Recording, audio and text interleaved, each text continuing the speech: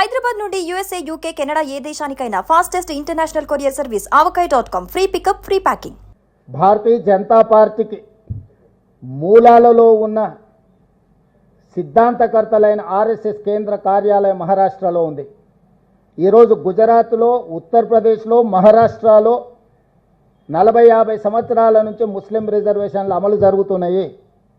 నిజంగానే మీరు ముస్లిం రిజర్వేషన్లను తొలగించాలి అని అంటే, తొలగించే ధైర్యం, చిత్తశుద్ధి మీకుంటే గుజరాత్ నరేంద్ర మోడీ పుట్టిన రాష్ట్రంలో ముస్లిం రిజర్వేషన్లు తొలగించండి. ఈ దేశ ప్రధానమంత్రిగా, పార్లమెంట్ సభ్యుడిగా ప్రాతినిధ్యం వహిస్తున్న ఉత్తరప్రదేశ్లో మీరు ముస్లిం రిజర్వేషన్లను తొలగించండి. మీ ఆర్ఎస్ఎస్ కేంద్ర కార్యాలయం మహారాష్ట్రలో మీరు ముస్లిం రిజర్వేషన్లను తొలగించి అప్పుడు తెలంగాణ రాష్ట్ర ప్రభుత్వానికి మీరు సూచన చేయండి. మేము 3 రాష్ట్రాలలో రిజర్వేషన్లు తొలగించినాం, తెలంగాణ రాష్ట్రంలో కూడా తొలగించాలని చెప్పి వాళ్ళు మాట్లాడితే అర్థం ఉంటుంది. వితండవాదం చేయడం ద్వారా వాళ్ళు సాధించేది ఏం లేదు. ఇది ముస్లిం రిజర్వేషన్లను అడ్డుకోవడానికి చేస్తున్న కుట్రగానే మేము భావిస్తున్నాం తప్ప ఇంకొకటి కాదు.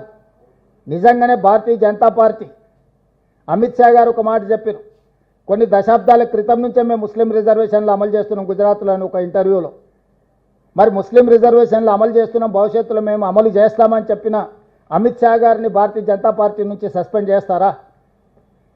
కాబట్టి ప్రజల్ని తప్పుదోవ పట్టించి ఒక భావోద్వేగాలను రెచ్చగొట్టి రాజకీయ ప్రయోజనం పొందాలని ఎవరినో ఒకరిని, ఒక వర్గాన్ని అడ్డం పెట్టి వాళ్ళని సాకుగా చూపించి రిజర్వేషన్లు అడ్డుకోవాలనే ప్రయత్నము ఈరోజు భారతీయ జనతా పార్టీ చేయదలుచుకుంటే ప్రజలు తెలంగాణ రాష్ట్రం నుంచి పూర్తిగా తూర్చిపెట్టేస్తారు బీజేపీ పార్టీని.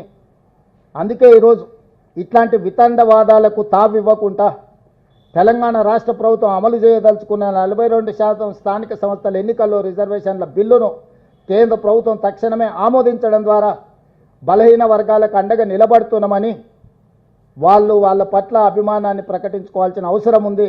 కాంగ్రెస్ పార్టీ డిమాండ్ చేస్తుంది.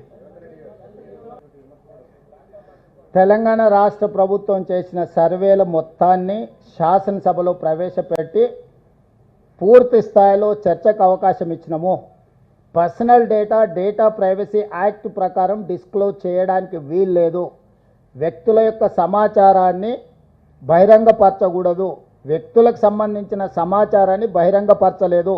మేము స్పష్టంగా చెప్పినాం. సర్వేల తర్వాత 56.4% బీసీలు ఉన్నారు, 17.45% ఎస్సీలు ఉన్నారు, 10.8% ఎస్టీలు ఉన్నారు, 10.9% ఉన్నత వర్గాలు ఉన్నారు.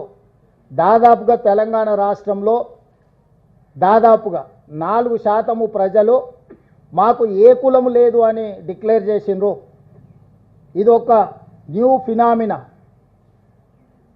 3.9% they have declared we don't have any caste. They have not declared their caste. This is very new phenomena in Telangana state. So ప్రతి వివరాలను అక్కడ పెట్టినాం, శాసనసభలో చర్చ పెట్టినాం.